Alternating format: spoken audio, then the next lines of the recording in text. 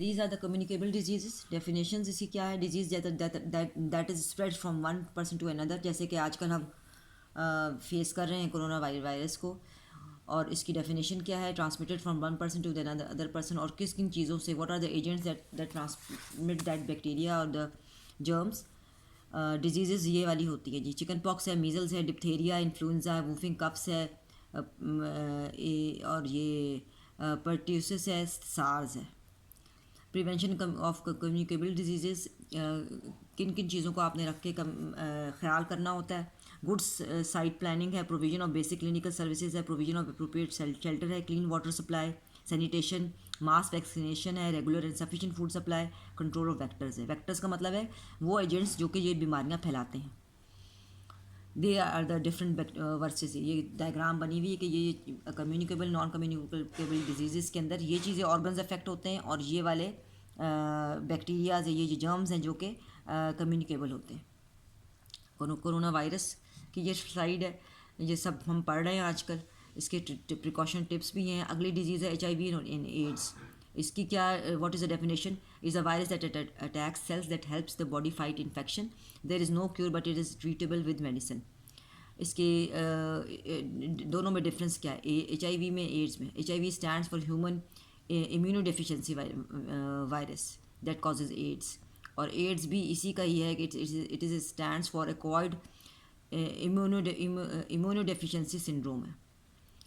Preventions कौन कौन से हैं? कि is a fragile virus and will not survive for long outside the body human body. In this school setting, the most effective way to prevent exposure to HIV is to practice and use universal precautions.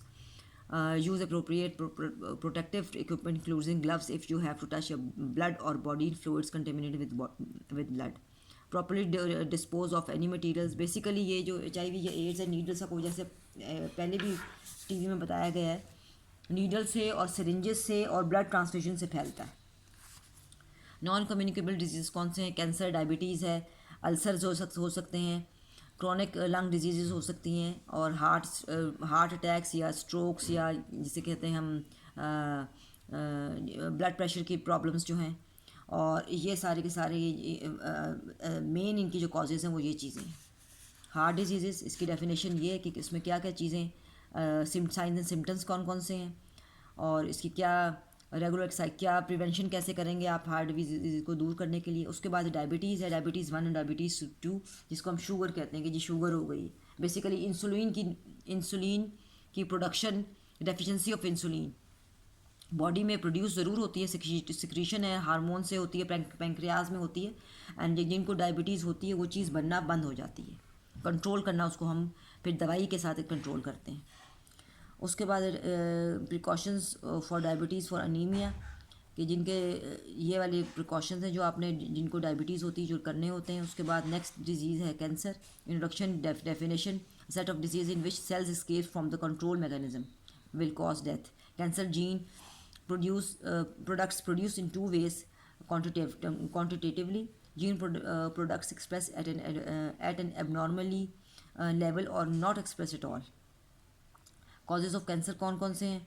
Chemicals हैं, work place पे, manufacturing dies and chemicals हैं, tobaccos, alcohols, diet है, aromatic amines हैं, polycystic hydrocarbons हैं, और या free radicals हैं, environment pollutions भी हैं. उसके बाद क्या, 7 स्टेप्स टू प्रिवेंट कैंसर. उसके बाद है लंग डिजीज़ एजमा कहलाता है. इसकी डेफिनेशन ये है कि जो एक विस्लिंग साउंड और चेस्ट की टाइटनेस जो है वो ये एजमा कहलाती है. उसके बाद एवरीवन मस्ट स्टॉप दीज चीज़ें जो हमें जनरली इस चीज़ को करनी पड़ती हैं.